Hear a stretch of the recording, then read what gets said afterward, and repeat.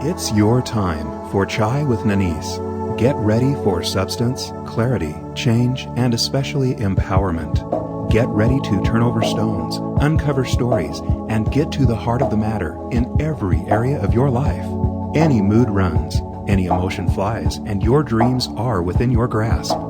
There are no limits or boundaries, and your comfort zone is out of reach, yet it's the safest place you will ever be. Come in, sit down, and have some chai with Nanice. Welcome to Chai with Nanice. I'm Nanice. Today's show is going to be on divine healing. If you or anyone you know is suffering from a disease or any kind of sickness or physical challenges, this show is for you. And yes, it is absolutely possible that you can heal yourself starting right now. Today we're going to explore the hows and maybe bring you a little closer to your own divine healing and complete absolute health. My guest today is the beautiful international artist Carolee Golightly, and Carolee has actually had an experience of divinely healing herself from MS. And today she's going to share that experience with us and help us to understand how we can also heal ourselves from the inside out. So without further ado, Carolee, welcome to the show. I'm really excited to have you here today. Thank you, Nanice. It's good to be here. So you have been diagnosed in the past with multiple sclerosis. Yes. And for those who don't know what that is, can you just briefly describe that, just so people understand? And is it curable, or what do the experts say about it? Well, no, there's no real cure for MS, but I have gotten so far beyond what they told me I would that I feel very privileged today to talk to you about it, because I believe that we can heal from absolutely any kind of disease that we are given in this life, or that we create. Yes. Well, my story kind of starts when my daughter was diagnosed with leukemia, and it was a very difficult time in my life, as you know. Yes. It's hard to see children suffer, and she was very young at the time, too. She was 3. Yeah, wow. So we were up at the children's hospital quite often, and they would give her chemo, and I would throw up. And it happened consistently. Mm-hmm. And I always said to myself, I wish it were me. I wish it were me that had to deal with that kind of suffering and that kind of pain, because it's unbearable to watch a child suffer like that. Sure. So one day I just thought, I'm not feeling very good. And my feet had gone numb, and I thought, well, I had a really bad night at the hospital, and the numbness started to spread. Mm-hmm. And one of the nurses said, what's wrong? And I said, well, my feet really hurt. Yeah. And they went numb, and they started to travel up my leg to my knee. And they said, this isn't good. And so we got in to get an MRI, and of course it was the classic case of multiple sclerosis, which is the demyelinization of the nerve. Mm-hmm. So it's like there's a little covering around the nerve, and the covering starts to get eaten away. So your body starts attacking itself. That's a scary deal. That's very scary. Yeah, when your own body turns on you, it's not a fun deal. Yeah. And it was very scary. But doing different things over the years, I've kind of figured it out for me anyway, and I would like to try to share a few of my tips with your audience. Yes. So I think, as we were talking about before the show, that one of the most important things for people to understand is that we actually, that you believe, as well as I believe, that we actually create illness and disease in our bodies ourselves. And could maybe explain a little bit how, I mean, at the time, I remember when you first found out that you were diagnosed, and I also remember, before you were, and you would ask me, is my daughter, do you think my daughter's going to be okay? And I would say to you, I feel your daughter's going to be fine. I'm worried about you, right? Yeah, you did. You told me that long before I was even diagnosed. You said, I'm worried about your health. Yes. Your daughter will be fine, but I'm worried about you. And do you know why I said that? Why? Well, I could watch you energetically, and I believe that, I read energy. That's how I do my intuitive reads and everything. Cool. I just read energy. And your daughter's energy was feeling really vital, and like it was, increasing and getting healthier. And your energy, it was holding on to things and negative things and fear and sadness. I was scared. I was scared at the time, and you're right. I did kind of hold on. I took too much pain on from other people, whether it was my daughter or a dear friend who had cancer at that time. Yeah. And she was just a young girl as well. Yeah. Lived close to me. And yeah, I took on their pain. But the thing about taking on someone else's pain, and you're saying to yourself, I wish it were me, not a good thing to do, people. Not a good thing to do. It doesn't take away their pain, but it adds to yours. Right. So I didn't take away their experience of going through the illness. Right. I didn't take it away from them, but I added to my own. And I realized that. I understood that I for so long said, I wish it were me, that, yeah, eventually it was me. Yeah. Yeah. And why were you saying I wish it was me? I mean, did you have a belief that, I mean, of course we go how I'm saying it now, and that's what makes it so interesting, you know. But and we've all done that. I've done it too. I remember when my kids were little, and I wish it was me, or we see somebody that we think is less strong than us, or a child that I could handle it then. But what was your thinking when you were thinking I wish it was me? Well, she was just so young and so innocent and so naive. She was just such a beautiful little girl. She hadn't lived yet, and they gave her just a few weeks to live when they found it. Wow. So it was devastating. And I thought at the time, I mean, I wouldn't say that again, but I thought at the time that maybe I could help by taking away her pain, but it didn't help her, but it made me sick. Right. Right.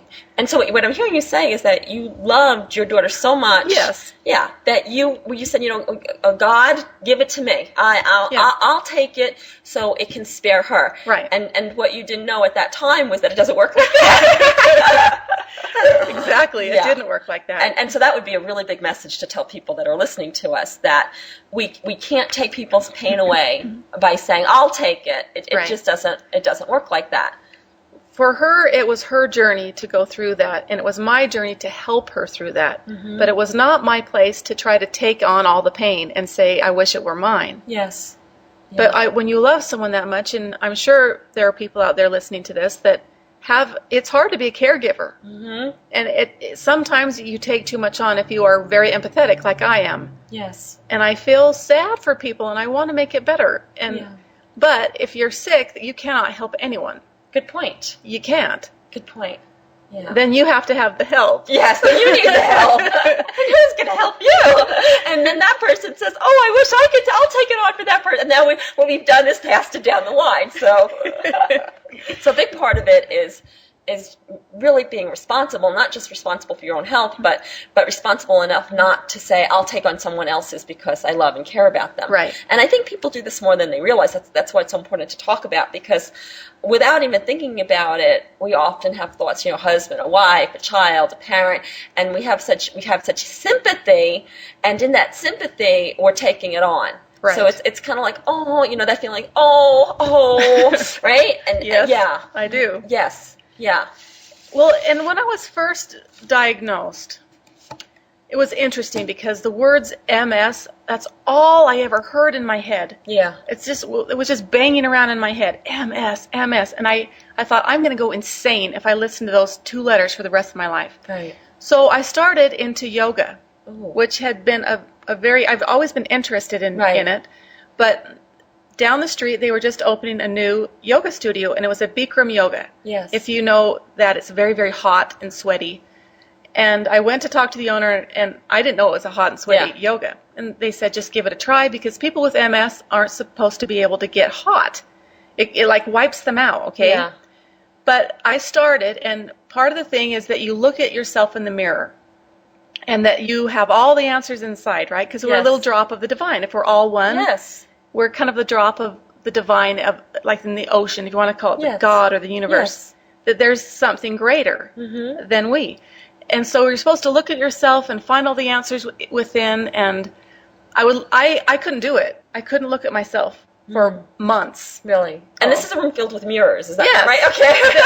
So I was looking in the corner, I was looking up at the heating vent, I was all over but myself. Yeah. Yes. And finally, I was able to kind of focus on myself. Yes. And I started into this yoga routine. And little by little, I got feeling so much better. And at the time, I was taking all kinds of different shots. As people with MS know, that there's a lot of different medications out there. So the medication itself make me feel like I had the flu all the time. Really? It's worse than the damn disease. Sorry. That's okay. It's internet radio. We can say whatever I want. And as you know, I'm from New York, and I can't watch my mouth, so it's a good thing. So as I'm looking at myself and as I'm hearing these words MS, I thought, I've got to change what those letters mean. Instead of multiple sclerosis, I made up, 100 other little phrases that go along with that. Really? I didn't know that. Yeah. Oh, tell me. Like mighty strong, or mostly stopped, or mother supreme, or just to feel like, okay, I am such a great mom. Yes. That I'm here for my kids and I'm fully there for the kids. Yes. And then my favorite was meditative state. Ooh. That's been my favorite. Yeah. That I've kind of settled on. So if I ever got feeling, the pain or the burning, or because it's kind of that's a brutal disease, that I would just breathe. I would just stop, and I wouldn't try to stop the pain. I would just kind of breathe into it. Yes. And let it be. Yeah. Not resist it. Right. Yeah. And not be so judgmental of myself when here I was doing yoga. Yeah. But you cannot balance if you can't feel your feet. Did you know that? I did not know that. You now I know my problem. You can't balance. It's impossible. So part of the theory behind the yoga would be that you accept yourself wherever you are and no judgments. So for a long time, my left side didn't work. And I couldn't do eagle on the left side, and I just couldn't do the left side anything. Wow. Yeah, that was hard on me in my mind, thinking, but then I thought, okay, well, my right side works. Yeah. So instead of focusing on my left side, which didn't work, and it was true it didn't work, I could focus on my right leg, and I thought, that was just a strong leg. I was so happy for my leg, and I sent all this love to my leg because it was a good leg. Yes. And people don't realize how so lucky you are if you feel good, if you can feel your body. Yes. That if it doesn't hurt, if you can even feel just the sensation, the touch on your arm, without it being numb. Yeah. It's a gift. Such a gift. It's a blessing. Yeah. So the yoga was helping you to really get into your body. Yes. And it sounds like that maybe before that you had kind of resisted yourself when your daughter gets sick and then you find out that you're sick, and I would imagine that there's like a resistance against the body and like almost a lot of people, I don't know if this is shame and blame and anger and you're a young woman, we should mention, and you were even younger at the time, which was a few years ago when this first occurred, 5 years ago. Yes. So there's a lot of like resistance and maybe even like hatred of the body, if that's not too strong a word. I was embarrassed. I really was. And there's a strange sense of shame. Yeah. Like I did it wrong. I did something wrong, and this is why this has happened. Yeah. But I really believe that things happen to us so that we can grow, that we can learn, and that we can grow, and that we can help others out of that despair. Yes. And that is why I'm here, because this is not my thing at all. I don't like this kind of thing, but Nanice here is my friend. Yes, and I had to threaten her to be on the show. Just kidding, but I do appreciate this because what we're talking about here, this can change people's lives. There are a lot of people out there and a lot of people that are listening to us, and either they're going through some physical challenges or they know someone who is, or maybe they're afraid that they might, and for them to know that we have complete power over our being, and that's our spiritual, emotional, and physical being, that changes everything. And what I'm hearing you say is that you came to this place through this experience that you realize that you are the higher power over your being, just as there is a higher power that you are a part of. Right. And that you've connected this, and you went from fear and shame and blame and embarrassment to empowerment. And one of the ways that you started doing this is after you found out you're sick, you started doing the one thing that, they said not to do, which was this hot yoga. Right. Yes. And I also did a few other things that are kind of practical for people out there if they're dealing with any kind of neurological disease. Yes. First of all, there's a whole theory of thought that it's caused by preservatives. And if you've been to the grocery store lately, everything is full of preservatives. Yes. So try to go organic, even if it's a few different things, like berries. They're so good for you. Antioxidants, totally. Blueberries. Vitamin D from the sun. I need to get at least 20 minutes of sunlight every day. because there's so many more great vitamin D little Yeah, that we don't even know about. that they Yes, you need yeah. to, you can take Yeah. them through pills too, but Yeah. I think it's more important to get the actual sunlight. Yeah. And no Diet Cokes, no diet anything. Yeah. It's that aspartame or aspartame. I've heard Yeah. heard it said both different ways, but apparently it's really really bad on your system. So I don't do any of that. Yeah. So yoga, no preservatives, go organic, vitamin D, Yes. exercise for sure, yoga, Mm-hmm. and try to not blame yourself. Just focus on what is working in your body instead of what isn't working. Yeah. That was a big thing for me. Mm-hmm. What is working for me and not what's wrong. Yeah. Because it can be very painful, and I went through a Right. really bad spell, as you remember. Yes. Yeah. Not a fun deal, but I'm grateful for that because I wake up now and if I can feel my hands and I can feel my feet, I think I am just the luckiest person on earth. Wow.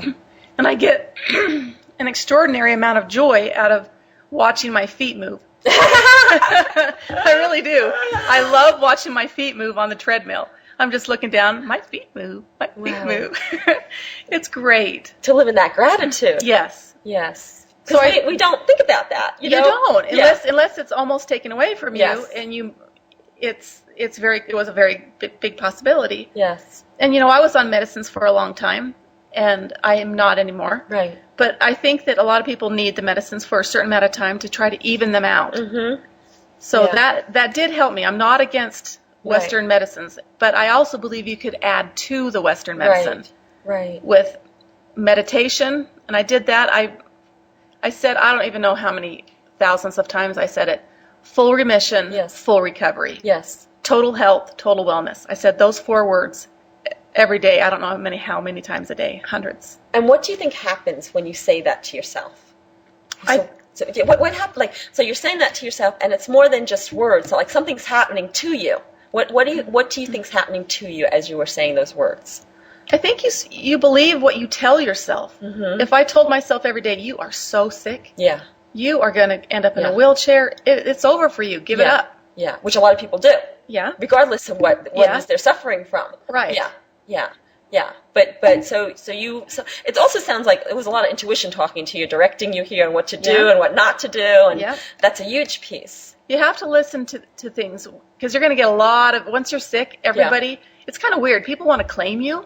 What do you mean? They kind of want to claim you as their group, which was weird to me. Yeah. I didn't want to be part of any group. I Oh, wanted we've to got be a another part one for of- MS. We've got another one, or like that, or we've got another one for whatever Well, the there's- disease is. yeah. Yeah. That's interesting. But I didn't want to be claimed. Yeah. So be your own, be your support system in your family. Yeah. Be a support system to the people that need it. Mm-hmm. But don't rely on that because you'll see people that are so much more ill than you are Mm-hmm. that it's hard to be around it. Yes. And if you are constantly around that, then maybe that's just your body's way of saying, okay, Right. maybe that's just where we're going now. Mm-hmm. And- So it's like what we identify with is where we go. Right. So it's like if we surround ourselves by people who are sick, then our minds are going to go, oh, sick. That's the direction that we're going in.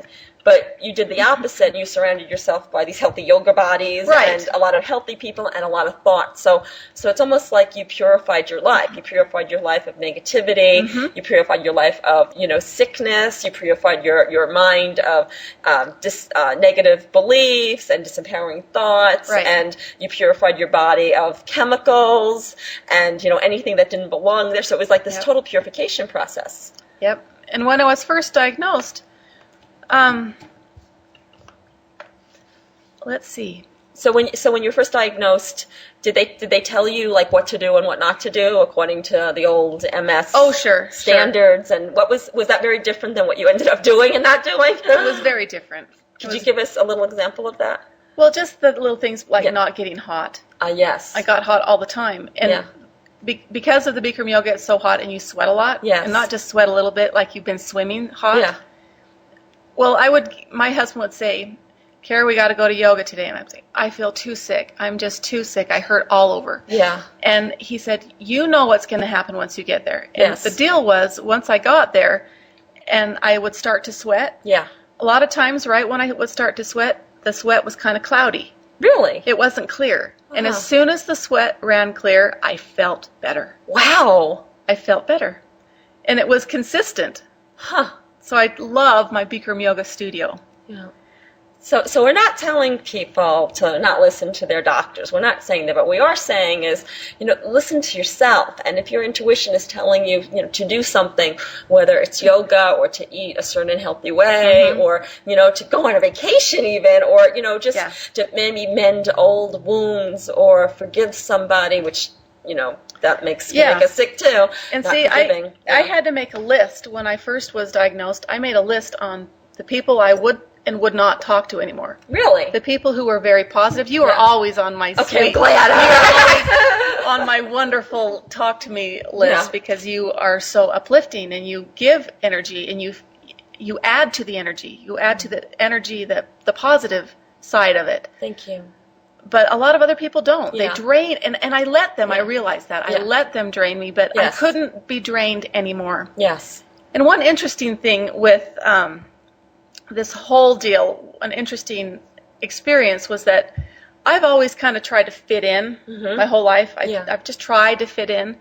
And I'm an artist, so that's kind of hard anyway. People think you're a little nutty. Yeah, you set yourself up. But there's something kind of liberating about it, too. Yes. But I try to fit in with my neighborhood or my church group or whatever, and I never quite got there. Yeah. But after Sophie had cancer and I had MS, Yes. I didn't have any more energy to care Right. what people thought of me. I didn't. Right. I couldn't worry about what they thought because I had barely enough to take care of my own needs. Well, an interesting thing happened though. After I did this, it was the weirdest thing. Everybody started thinking I was so great. Isn't that weird? Really? Yes, they started coming around like and wanted advice and wanted and thought it was just the weirdest experience to have people like love you because you couldn't care less about what anyone else thought. Because you're authentic. You're exactly. And you're that's the authentic. key. And I've had the same experience in my life where, when I was younger, I tried to fit in and I was not very successful. I've never been successful at it. And I got to a point in my life where I realized that it was creating more unhappiness, trying to fit in, that is, than happiness. And to that point, which was probably in my early 20s, I just gave it up and I just said, I'm not going to fit in. I don't know how to fit in. I failed at fitting in.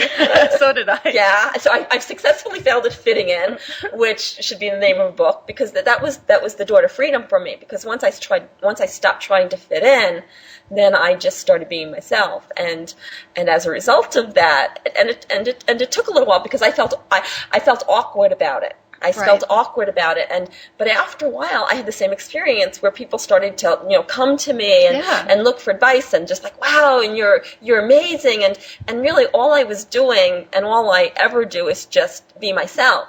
And now at this point in my life where I've been just doing this authentic self thing for a few decades now, I cannot imagine what it's like not to be myself, to please someone else, to compromise or sacrifice myself to get appreciated or loved or whatever. And excuse my language, but screwed being loved and appreciated if you don't love and appreciate yourself first. Right. Because nothing else matters. And the weird thing about that is that if we don't love and appreciate ourselves first, even if someone else does, we don't even feel it. Because we're not giving it to ourselves. And I think this is an important piece of the conversation, because what I've seen in my own life and in the lives of others, that people get sick when they sacrifice themselves. People get sick when they don't honor themselves, when they do one thing in order to get another, or when they don't love themselves and do something so someone else will love them. I believe that this leads up to people being sick one way or the other. And with me, I became my authentic self when I had no more energy to do anything else. Yeah. And I like this little quote. It says, as we let go of consciousness, we become what we really are. Ooh. Don't you love that? That is great. As we let go of self-consciousness, we become what we really are. Yes. I love that because I didn't have any more worries about anybody else. Yeah. I just needed to focus on me and my healing. Yes. And that's why, even though I had my daughter in chemo, she was in chemotherapy for 2.5 years, I also became a shaman. Wow. I did. And if for people who know me, that's way beyond my comfort zone. But I needed to know that I could do something and help her feel better. Yeah. And it made me feel better at the same time. Yes. Yeah. And there's an interesting experience. I don't know if I ever Please. told you this. When Sophie was just young and in the middle of this chemo, she hurt a lot, okay? Yeah. I mean, it's pretty brutal on your body. And she would be in bed, and I had been practicing, had my little medicine bundle, Yes. and I would kind of focus on her body, and she would be, where does it hurt? And so I would play this little game like I had a straw, and I would take this big straw and kind of put it on her stomach and figuratively suck the pain out of her stomach, and so that she wouldn't be throwing up all the time. Wow. So she intuitively, as a little kid, she'd say, "But don't take it, Mom." Yeah. She'd always tell me, "Don't take And she's the like pain." 3 or 4 years old. And Yeah, saying, exactly. Don't take it. Don't Wow. take it. And I said, "Well, what should we do with it?" And she said, "Let's put the pain in the flower pot outside." Mm-hmm. And in our house here in Sandy, we had 3 big flower pots. Yeah. And I said, "Well, which one should we put it in?" And the middle one. Well, I had planted those 3 huge flower pots with the same exact flowers in all 3. Yes. And one day I pulled up, and we did this every night. Yeah. I'd kind of work with her energetically and talk to her and take the pain out so that she could sleep and not have headaches and not feel terrible. And one day I pulled up into the driveway, and guess which huge flower pot was much more beautiful and thick and lush Really? than all the others. The middle flower pot that we were putting all of her pain in was more beautiful and bigger, more gorgeous flowers than all the other flower pots. Wow. Isn't that interesting? It's beautiful. So It's beautiful. we can convert the pain. Yes. It doesn't have to stay pain. We can convert it into something that makes something else grow with beauty. Wow. Give it back to the earth. Yes, because the earth knows what to do with it. Yes, and the earth we don't. being the oceans, the sky, or a flower pot. It's all the earth. And so it's almost like when you're willing to say, "I let this go and I give it to the earth," that the earth actually transforms it and makes it into. It goes back to pure higher energy. Yes. Yeah. And to try not to complain about your situation, and try not to always think about what's wrong and what hurts. Your lower back hurts or your shoulders hurt. And with women, it's we kind of get the sore neck and the stiff shoulders. Yeah. Like we're carrying the weight of the world on our shoulders. Yes. Try not to always talk about what is ailing you. Right. If we started talking about, well, what feels good in you today? Right. That would be different. I want to read you this. I love this. Please. It says, "To complain is always non-acceptance of what is." Now listen to that. Yes. To complain is always non-acceptance of what is. It invariably carries an unconscious negative charge. When you complain, you make yourself into a victim. That's true. Leave the situation or accept it. All else is madness. Wow. Don't you love that? Leave the situation Or accept it. All else is madness. Beautiful. And surrender is not weakness. No. Surrender is accepting and saying, okay, this is the situation. Kind of sucks right now, but it's the situation. But it can improve. Yes. That there's always hope. Yeah. And also I think there's an implication in surrendering that it's like, what are you surrendering to? So it's not, surrendering is not giving up. A lot of people hear surrendering, giving up. Giving up is saying, oh, I can't do it, I failed, I'm done. That's not what we're talking about. No. What we're talking about is surrendering. And to me, the implication in surrender is that there's something we're surrendering to, which is a higher power, whatever you might call that, God, the universe, it could be nameless. It doesn't even matter. But there's something out there, up there, somewhere in there that we're surrendering whatever it is. We're accepting. Yes. We're not fighting against our situation. Well, no one's ever had it as bad as me. Right. You know, whether it's a divorce or a sick child or your own sickness or finance problems. Somehow we think we are the only ones who have ever suffered this much. Right. Right. But try not to think about the suffering. Think about everything that is right. It sounds cheesy, but No. I'm telling you, it is the truth. When you can turn your attitude around and look for the good in the situation. Like one of the things that really wasn't fun are those daily shots or every other day shots. Yes. And I didn't like them at all because it reminded me there's something wrong with you. And I don't like needles anyway. Yeah. So I thought, okay, how can I turn this around? How can it be at Right. all a good situation. Well, I taught my 9-year-old daughter how to give me the shots. Wow. Olivia. Wow. And so she would give me the shots, and she wants to be a nurse. Of course. Of course. How cool is that? I Yes. love that. Mm-hmm. Yeah. So it's like in that situation, it sounds like you surrendered to love. Yes. That's beautiful. Yeah. And look for the situation that can turn around into something else. Because And it's almost just like a switch. Like, because I truly believe this, and I know that you too, that everything that happens to us is really in our highest good. absolutely. I mean, it may seem like, oh, it's the worst thing, and oh, where's God when I need God, and all that. But really, everything that happens is in our highest good, and I believe that it leads us to the best we can be. But when we resist it, that's when the suffering happens. And I love what you said about suffering, because really what suffering is resistance. And when we accept and surrender it, whatever it is, to a higher power, that's when the miracles happen. And miracles do happen. Yes. And even in the situation when we were waiting to see what was wrong with Sophie and then waiting to see what was wrong with me, Yes. just the circumstances leading up Yes. to the actual diagnosis, the big, what is wrong? Yes. Wonderful circumstances came Yeah. to be because of that. Yeah. Like, my husband is a pilot, Yeah. and he was in Europe at the time, and I knew something was wrong with Sophie. I mean, she looked a little bit pale, and I thought, let's get her out in the sun, let's get her some iron. I mean, looking back, it's kind of Right. silly, but I was trying. I knew something wasn't quite right, and I made her a doctor appointment. Yeah. And Patrick he came home early. Your husband. Yes. Yes. And he never Yeah. comes home early. Pilots are either hours or days late. Right. Okay? They're never early. And he came home and he said, Why don't I come to the doctor with you? Yeah. And so here both of her parents were with her at the doctor Yeah. when she was diagnosed. That was a real gift Yes. to have both of us with her at that time. Yeah. Yeah, that is a gift. And from what I know, there were lots of miracles and gifts along the way. Yes, there were. And I think we should mention about now that your daughter is perfectly healthy. Oh, she is. Yes. Yes. She's great. And she went through that at a very, very young age. What gifts did she receive as a result of having gone through such huge challenges? That girl is fearless. She is scared of nothing. And how old is she now? She's 10. 10. Okay, so this is 10-year-old, beautiful, fearless little girl running around. And Kid is solid as a rock. She Yeah. looks like a little gymnast. Yeah. Nothing but muscle. Yeah. And her brothers think that it's because of all the steroids. And they may have a point, but she is just so healthy. Yeah.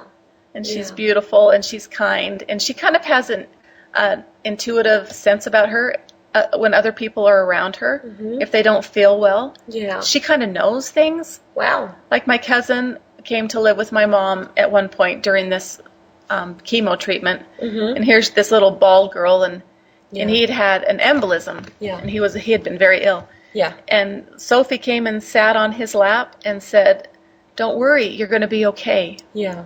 You're going to Wow. be all right." Yeah, and he always cries about that, Yeah. telling me about that, because Yeah. she knew that he needed to feel like everything was going to be okay. And Right. and for some reason, she kind of knows when people are sad or hurting, and she just kind of sits next to them.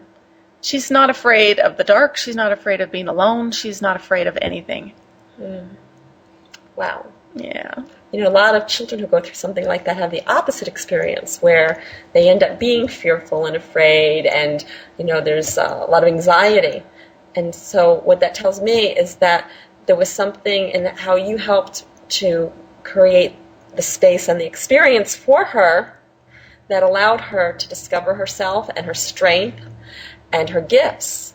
And that's pretty huge. That's neat. I'll take that. Yeah. I've never thought of that. That's Yeah. great. Absolutely. Absolutely. Yeah. Yeah. But the universe will kind of provide a way. If you're going to be going through something really difficult, things will happen. Like a path will be provided. Yeah. And one really neat experience that happened when she was just so young, we were coming back from the hospital. We'd been in the hospital 2 weeks, and I have 4 kids total, okay? Yeah. 2 boys and 2 girls. And she was our youngest, our baby, and so we had been up at the hospital with her, and we were bringing her home. And the doctors, of course, said she doesn't have an immune system left. Right. So germs were a very real threat. Yes. And so we needed to get this antibacterial soap, and we needed it to be in every room of the house, and I was freaked out about the soap. I needed to get the soap. Well, my husband didn't want to stop because he just needed to get her home. And that was just not the right time to argue about soap. But I needed it in my mind. I put the prayer or the intention out there, please help me. And I thought, what am I going to do? We don't have any food at home. We don't have, I don't know where the kids are. Everything just felt so wrong. And so I prayed all the way home from the hospital. And we get there, and I see a whole carload of my old high school friends who had brought groceries, just bag after bag of groceries. And we had to use everybody's freezer around the neighborhood to store all of the frozen goods.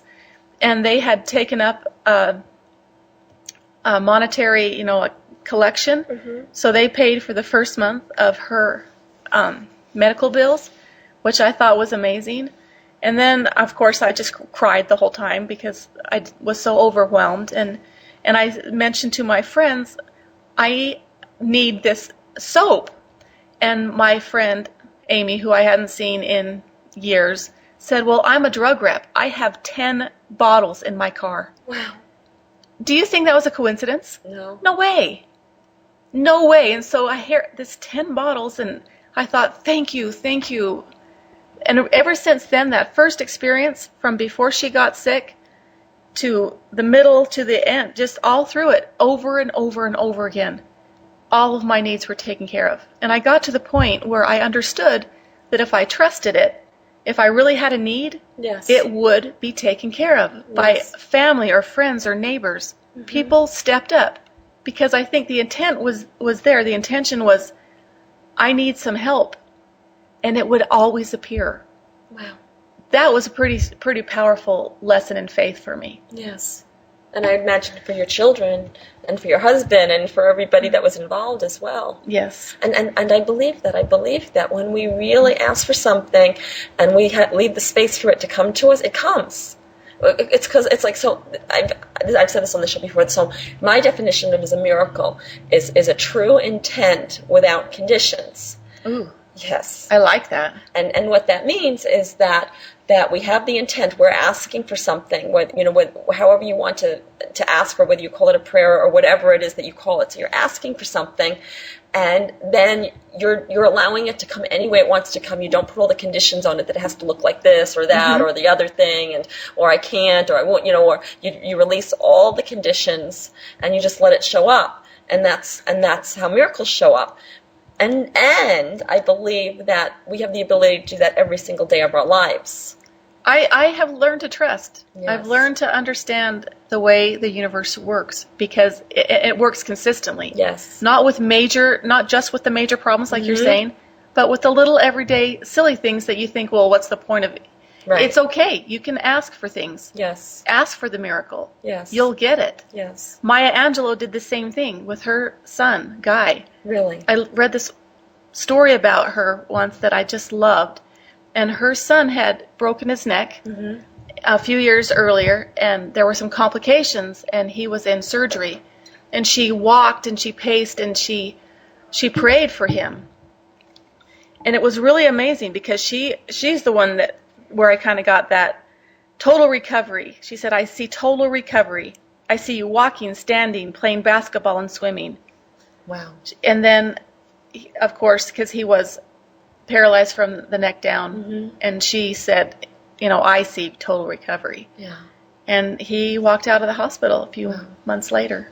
And so the behind the words in that story is that we don't only have the ability to do it for ourselves, we have the ability to do it for other people too, which is pretty extraordinary. And that's very different than saying, "Oh, I'll take that on because I love them so much." Could you imagine? Like, so for those who are listening, and you have somebody in your life who's suffering from something, and you're like, "Well, I don't know what to do. I feel so helpless." You have the ability to start declaring and affirming total and absolute health and recovery and well-being for that person. Now, that's powerful stuff. It is. And sometimes my husband, he's totally into yoga now. Sometimes he will dedicate a yoga session to someone in our family who needs it. Really? Because he's so healthy. Yes. He's beyond healthy. But he will send all of that health and goodness to the person in our family that needs it. Wow. Including me. Wow. Isn't that cool? Wow. So you get better health and a husband with an even better body. I'd say now that's a win-win. It is a win-win. Yeah. Yeah. I think that one of the biggest messages that I would want people to take from today's show is that we have the power within ourselves, that we have the power to both create disease and we have the power to create health and well-being. And that power simply lies in our intention and where we choose to put our thoughts and what thoughts we choose to think and what beliefs we choose to hold on to. And that it's every minute. So it's like either health or disease is the end result of all these minutes that we either focus on one or the other. And I think that a real key point is to start becoming really, really conscious of your thoughts and your beliefs and your feelings. Because a lot of people, it's done in like we're just not conscious of it. Right. We're not conscious that we're thinking thoughts that make us sick. I think that when we become conscious of every thought and every belief and the resulting feelings, then we can make a choice. And so what I would invite our listeners to do is to start becoming conscious of your thoughts, and it's really easy to become conscious of your thoughts because they create feelings. So if you're not feeling good, guess what? You're making thoughts, and yes, you are the maker of the thoughts. No one else is doing it for you. You're making thoughts that make you feel bad, right. And therefore diseased, ill at ease. And if you're feeling good, then guess what? You're making thoughts that make you feel really good, that make you feel well, that make you healthy. And so it's like if you want to know the direction of where your health and your body is going, all you have to do is follow the legacy of your thoughts. And it's really that simple. That's incredible. That really is. And that's what you've done. That's what you've done. And I have to tell you that, with MS you get lesions on your brain and spinal cord, and that's and I had some big ones on the spinal cord. Yes. That's why I was so close to having a walker or the wheelchair. But I never got there because I started the other totally different thoughts. And at first I have to tell the listeners, it felt like a lie. It felt like I wasn't being honest with myself to say you are healthy, you are well. When I knew I wasn't because I was in such pain. Yes. And the doctors were telling you. And they were telling me you're in bad, and I knew I was in bad shape. Yes. But we can also decide, okay, I am having problems, but that doesn't mean forever. Right. You can change it and kind of go a little bit different direction and say, I always said that my lesions were getting smaller. Yes. They're getting smaller, no new lesions. I'm going to be okay. Yes. Total health, total recovery. Yes. Full remission. I said all those things every day. And on my last MRI, all of the lesions have shrunk. Yahoo! And is that impossible? I guess. I heard that that's impossible. But there are no new ones. Right. And I have total strength in both sides. Even the doctor can't tell the difference between the left and the right side anymore. Wow. And that's unheard of. And that's because you took control of your life and your thoughts. And other people can do it too. I don't have some magic. Yeah. I don't. I'm not like this incredible. I have no more than you have. Let's just put it that way. I don't have anything extra in me than you do in you. Right. We can all do this. Yeah. It's so important, our thoughts, because and especially after you get a quote quote diagnosis. Yes. Because it's scary. Yeah. It freaks you out. I mean. Yes. Well, a lot of people get this diagnosis and then they get worse. Exactly. They didn't even know that they had this disease, and suddenly go to the doctor, and the doctor says, "Oh, I've got bad news for you. You've got, blah blah blah blah blah," and suddenly, "Oh, I have blah blah blah blah," and then suddenly they start getting sick. And I've heard the opposite happen too. Somebody who was sick, and the doctor made a mistake and said, "Oh no, you're fine," and the person goes on and lives, this great life, and then later on they find out, "Oh wait, I've been sick all these years," and then they get sick. It's our minds control our bodies. We're all this energy field, right? And it doesn't divide. So the higher power, the mind, the body, the spirit, it's all one. And when it works in harmony, that's when you have total health Right. and well-being. And I love what you said, Carolee, about the fact that when you started saying, total recovery, total health, total well-being, all these things that you were saying to yourself, there was a part of you that's saying, that's not true, but you kept doing it anyway. And that's a really, really important piece, because I'm sure there's a lot of people out there saying, how can I say that when I know that's not true? And the point is that if you keep saying it, there will be a point that you will start believing it's true, and in fact, it will be true. And there'll be a point where you don't think about the illness every day. Yes. That you're not looking for the evidence of the illness. You're looking for the evidence of the wellness. Yes. Ooh. That's a key point. Look for the wellness in your body, not the illness. Mm-hmm. Beautifully said. Beautifully said. When the first time that I ever had any idea that I could heal myself, I was in my early 20s, and I was at this gym, and I was lifting some weights with this cable contraction thing. I don't remember what it was called. It was one of these old machines or something, and it broke. The cable broke, and 40 pounds of weight came pulling down about 6 to 8 feet onto my fingers. And obviously that made a loud noise. Yeah, it was pretty bad. Painful. And people started freaking out and running all over, and they wanted to call the ambulance and this and that. And at that point I was really heavily into meditation, as I am now. And I just said, no, and I went off by myself. I left the gym, even though they had already called the ambulance and all that. And I went off and I went to the mall across the street. It's crazy, but I went to the mall and I sat down on this bench and I meditated. And I have to say that when I first got to the mall and I looked down at my hands, they were black and they were swollen, and 4 of the fingers definitely looked broken, and the pain was unbearable. But I said no.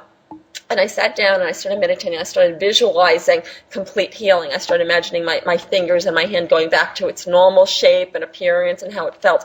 And by the end of the meditation, which was no more than the 20 to 30 minutes, I opened my eyes and looked down at my hand, and my hand was perfectly normal, as if it never happened. Oh my gosh. And of course there's a question in your mind that says, did that just happen? Did I imagine that? Because you think you're dreaming, because it just seems so unnatural. Wow. Well, my mother had been with me, so she had seen the extent of the injury. And when she saw my hand after the meditation, she couldn't believe it. Wow. And even though she saw that my hand looked perfect, she insisted that I go to the doctor. So I did. And the doctor, looked at it and took x-rays and kept turning it over. And he said, what you're describing, having had happen, it's impossible that your hand is perfect and healthy now. It's impossible. Wow. And at that moment, I knew that everything impossible is absolutely possible if we choose it. Well put. And do you know that you just reminded me of a time 16 years ago, after I had my first child. He was about a year old, and I couldn't stand up straight still after having had him a year before. And I knew something was wrong in my abdomen. Yes. And I went back again. I said, you better take a look. Something is not right. Well, I don't even know if I've ever told you this. I think I know the story. Well, there was a big growth all around the female organs, the ovaries, and they said, we have to operate right away. And they thought it was cancer right away anyway. Yeah. But the thing that they told me that upset me the most was that I wouldn't have any more children. Yeah. And so at first I went into that despair of, he will never have another sibling. He won't ever have. That really broke my heart, because I realized the value of children, and I loved him. Right. And I thought, I can't focus on the idea of never having another child. I will focus on the idea of having more children, a family. I wanted daughters. Yes. I wanted some girls. Yes. And interesting, because I went in, they were going to split me from hip to hip, just a great big incision to take the whole thing out so they didn't spill anything. I know, it was bad news. Yeah. And I would be down 10 weeks, and I couldn't lift my baby, and he was just this little guy. And I went in for the final ultrasound to see right where they would cut. And the doctor was getting really, really mad. And I'm thinking, what's wrong? He seems kind of agitated. Yeah. And he finally said, well, we've made a mistake. Something's wrong. I'm like, mistake about what? And he said, well, look. And he looked up on the screen, and the growth was completely gone. Wow. It was gone. And I said, well, do you believe in miracles? And he said, today I do. And he walked out of the room. But my mom and all of her friends and all of the neighborhood, it just spread that I had this problem. And everybody sent me their love and their kindness and understanding. And They're healing Yeah. energy. And I Yes. pictured myself having more kids. Wow. And it was gone. That makes Mhm. no sense. Yes, But it happened. absolutely. It happened. And miracles do happen. So don't give up hope. They absolutely do happen every day in every way. Thank you so much, Carolee, for being on the show today. You're awesome, and I'm sure you helped a lot of people. You're so welcome. It was totally scary, but I'm glad I did it. I'm glad you did it too. So miracles do happen, and maybe today is the day that your miracle can happen. Miracles don't happen over time. Miracles happen in an instant. They happen the moment that you choose them. They happen the moment that you start choosing healthy thoughts. They happen the moment that you start choosing healthy beliefs and feelings.